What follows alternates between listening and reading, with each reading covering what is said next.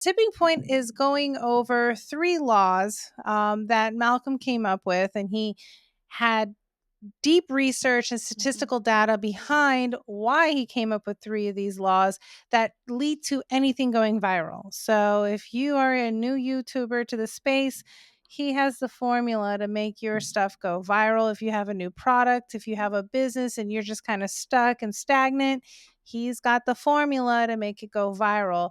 And we, in our 4-part series, are going over each one of those laws in detail. So you can pick it up and read it in full length, or you can continue watching us and get the cliff notes. Up to you. We went through the first of his 3 laws. What was the first one? The first was Law of the Few. Law of the Few. And we heard about connectors, Mavens, and salesmen. Yes.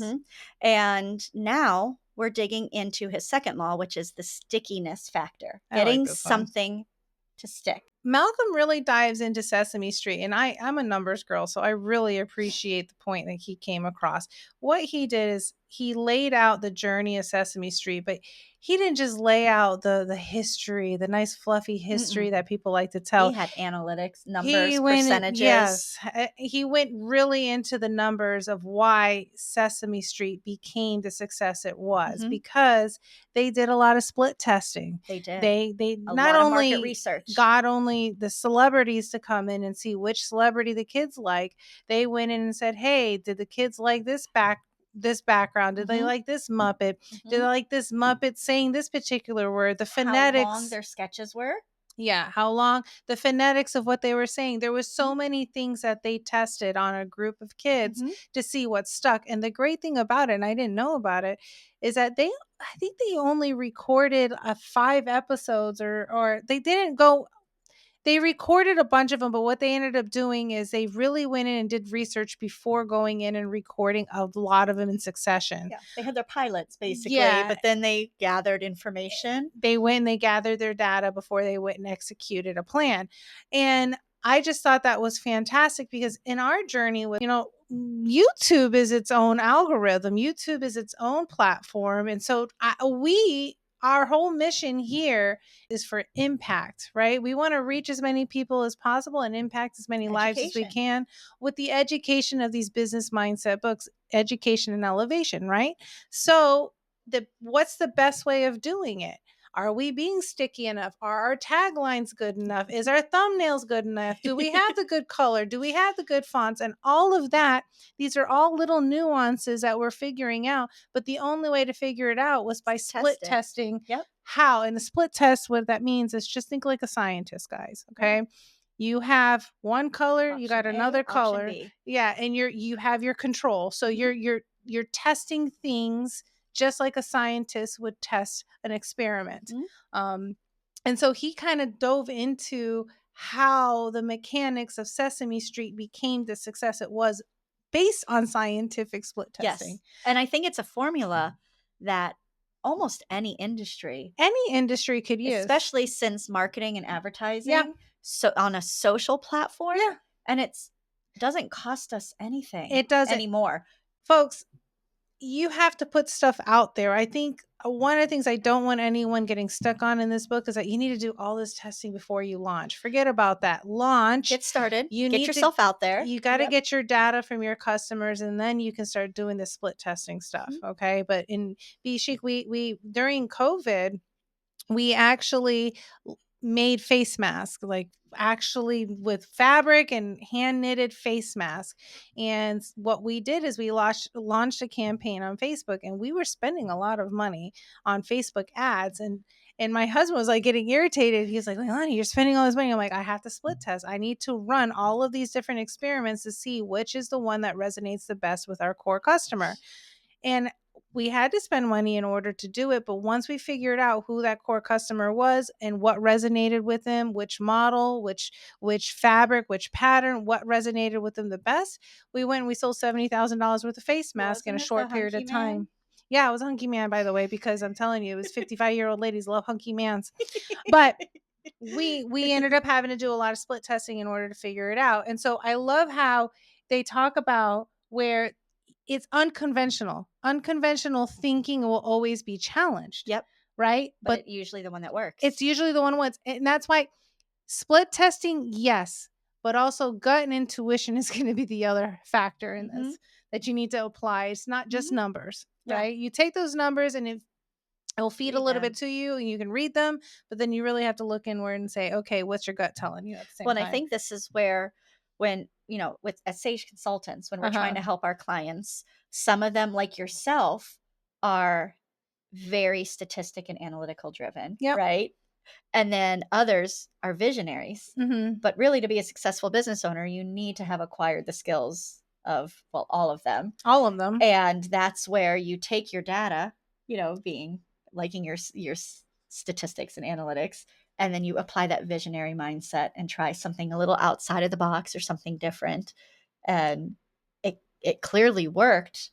Yes, you've got to have a powerful marketing, but you also have to figure out how it can apply to the lives of the people who are seeing that marketing campaign or the whatever it is. Yeah, I mean, we experience it with Saige. We've experienced it in other businesses and my businesses. Put yourself in the shoes of the customer. You want to make it as easy as possible for that person to convert into a sale, right? So if they visit your website, if you have an e-commerce business and they're visiting your website and they click on your product, you want to reduce the amount of steps it takes for them to check out. Yep. Right. Absolutely. So in his case, it's the same thing. You want a tetanus shot. I need to reduce the amount of steps it takes for you to get the information to actually go to the clinic. Because if it's too difficult, you won't do it. So what does that say about your masks with the hunky guy? Yeah, we actually, that was one thing we split tested, was how many steps it took for them to click out. So there's all those little things that those are calculated for. So one of the things that I think made Sesame Street so successful that Malcolm points out in here was they created a test room called the Distractor, because we all know that children, especially age 3, 4, 5, get distracted very easily. And so I think what they did is they had 2 screens and they kept Sesame Street playing on one. And then every now and then there would be a random picture. And it was totally random. I think he said it was like a feather. And then it was, I don't know, a rain puddle. It was very, very random. It wasn't anything that would be like anticipated or necessarily draw a child. Yeah. So what they would begin to do is study how long would the children watch Sesame Street, at what point would they look away to the distractor, and they knew, okay, whatever is happening right there, we lost them. So that then they fed the information to their producers and writers. Like, this is huge. It's huge, because you think of a toddler, right? And any parents watching this, and you've got a toddler sitting in front of the TV, there's usually a part in a show or a movie where they are just entrenched and engaged and they barely blink, and you wonder if they've zoned out or still alive or something, right? Are you still there? And then all of a sudden they blink out and they're back to it and they get, distracted and they go somewhere. It's because at that point in the movie or show or episode, they did not have attention to that particular it part. Lost them. Something lost them. And what I really love that he talks about was that usually it tends to be the personality of the child. If they find whatever's being taught or shown to them to be difficult to understand, they're not relatable. It's not relatable. They will, like how we say, click out. They checked out. They go and they get distracted. And then when it comes back to being relatable or something that they understand, then they come back into it. Yep. So that was how they were able to keep kids engaged for long enough, or for long periods of time, was because they did enough research to figure out the pain points of when the kids got distracted. Well, and I think Malcolm doesn't say this, but the fact that they gathered information and then applied it. Yeah. How many people do we meet that have all this great information in front of them? Yeah. I mean, I'm guilty of it, guys. I was fed a lot of, in part of developing my company, I went through a lot of pain points where I was given great advice or information and just really not knowing what to do with the information, where to go, who to seek advice from, how to change your business approach. Yeah. So you end up doing nothing because analysis paralysis, or you just like, oh, you know what, I'll deal with this later. And you put it on the back burner and then nothing happens. But if you already have some sort of guide, and what's great about Sesame Street, they didn't have a guide, but they figured it out They figured anyways. it out. They didn't stop. They just They made their distractor yeah, test. Now, I think one of the challenges that Malcolm brings up in this, and I could totally see this, is Sesame Street.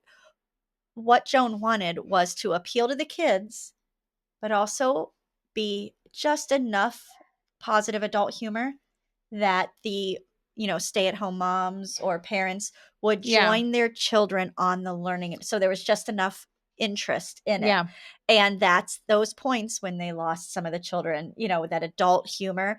Not that it was ever bad adult humor, but just saying adult humor.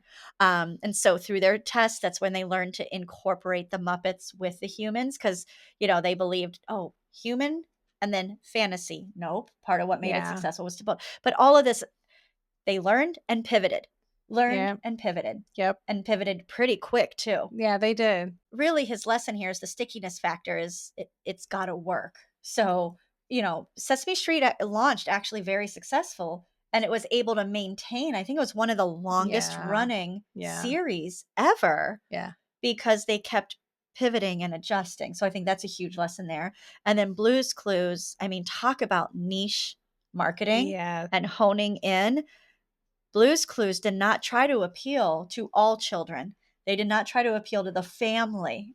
yeah. They They, honed in on who they wanted, and that's what everything was built upon. so, for anyone who's looking at starting a business or in a business, and you want your product to go viral, what would you think would be the tips? Hone down your niche Mhm. market, right? Do your Do your research. research, connect with connectors. Connect. Well, I'm saying from this particular From this one, then yes, do your research and Uh-huh. pivot as you learn. I mean, Yeah. you do need to give things time to test, but I think there's a difference between drawing it out for like a year or two or giving it. Yeah, I And it's think, going to depend on the market too and what it is you offer. I just wonder if I could give a checklist. I think it'd be like, if you have a product, let's just say you have a product you want to launch.